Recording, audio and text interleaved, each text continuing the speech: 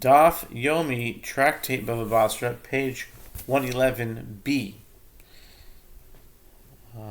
Because of the time, I decided to do a part two rather.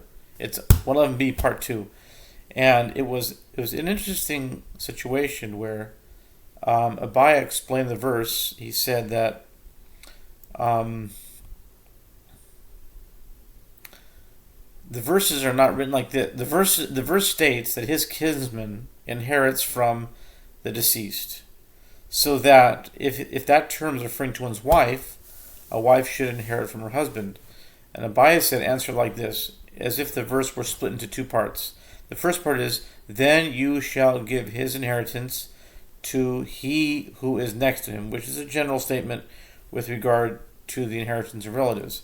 The second is his kinsman, and he shall inherit it, meaning that a husband inherits from his kinsman regarding to his wife. So he splits it in two. So then Rava said something interesting.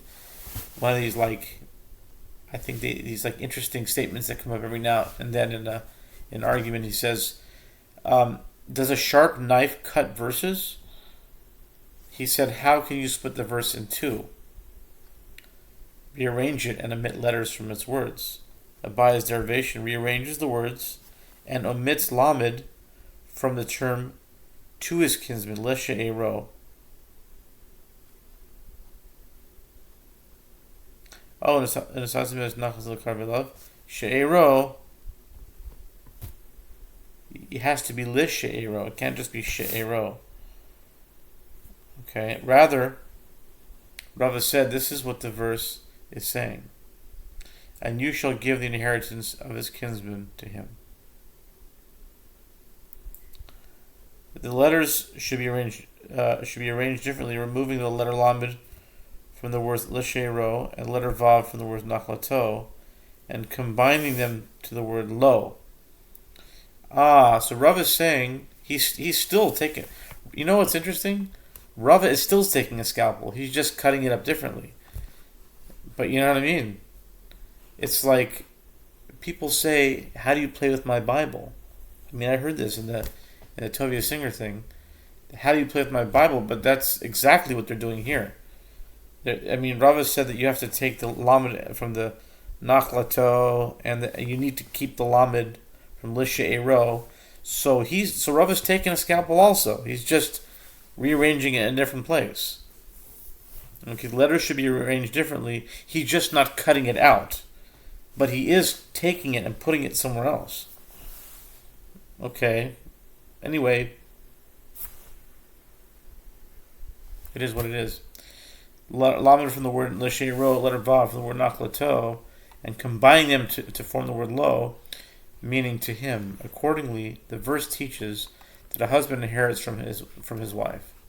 The Gemara explains that Rava holds that the sages subtract and add and interpret homiletically, meaning letters can be removed from words and appended to each other, and halacha can be derived from the new word formed by the combination of letters. So you can play around with the Bible, but when the New Testament does it, das ist nicht good. Aber Chazal is allowed to do it. Just no one else can do it. Okay, weiter. V'hai Tana Maisi Le Mehacha. The Tana. Yoresh Oisa Melamed Shabal Yoresh Es Yishtoi Divrei Rabbi Akiva. The Gemara comments, and this Tana cites the halacha that a husband inherits from his wife, from here, as it is taught in a Braita, and he shall inherit it, with the word it, written in the feminine ota, which can also be translated as her. This teaches that a husband inherits from his wife. This is the statement of Rabbi Akiva, similar to the derivation cited in the Braita above. Rabbi Yishmael Omer, Eino Tzarich, Harehu Omer, V'chol Ba'as, Yoreshes Nachala Mimatos B'nei Yisrael, Le'echad Mimeshpachas, V'chulei. V'hasabat Abba Katuv Medaber. The Braita quotes another Tane. Rabbi Ishmael says this derivation is not necessary as the verse states, and every daughter who possesses an inheritance from the tribes of the children of Israel shall be wife to one of the family of the tribe of her father. Numbers 36:8. The purpose of this mitzvah was so that the land she inherited from her father's tribe will not be transferred to another tribe upon her death. The verse speaks of a transfer of inheritance from one tribe to another by means of the husband, meaning she must not marry a man from another tribe so that the land will not be transferred to that tribe when her husband inherits from her upon her death. This indicates that a husband inherits from his wife. Okay. ואוימר לא תיסוף נחלו לבני ישראל ממטה למטה, ואוימר לא תיסוף נחלה ממטה למטה. Rabbi Yishmael continues, and another verse states, so shall no inheritance of the children of Israel transfer from tribe to tribe. Numbers 36, verse 7. And another verse states, so shall no inheritance transfer from one tribe to another tribe. Numbers 36, verse 9. Also indicating that a husband inherits from his wife. Ve'oimer ve'elazar ben Aharon meit, ve'yikbaru oto begivat Pinchas. Givat Pinchas.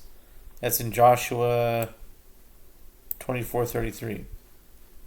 Oh, 24:33. That's a number in the PL 89. 24:33. Yeah, the third row. Ganze. Ve'oimer ben Aharon meis, ve'yikbaru oto begivat Pinchas, ve'chi minyan lePinchas shelo haya lo le'elazar. Rabbi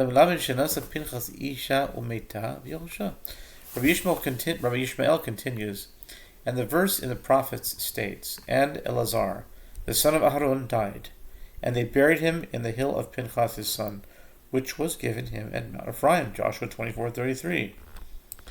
And from where did Pinchas have land that his father Elazar did not have?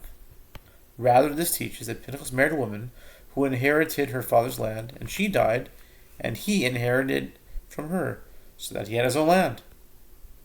That's how he had his own land. Ganze. This also indicates that a husband inherits from his wife. Ve'omer u'seguv holided Yair, v'yehi lo yeschim sholosh orim be'eretz ha'gilad. Rabbi Yishmael continues, and the verse in the writing states, and Seguv begot Yair, who had 23 cities in the land of Gilad. That's in 1 Chronicles chapter 2, verse 22. And we will conclude here, for it is the end of the Amud.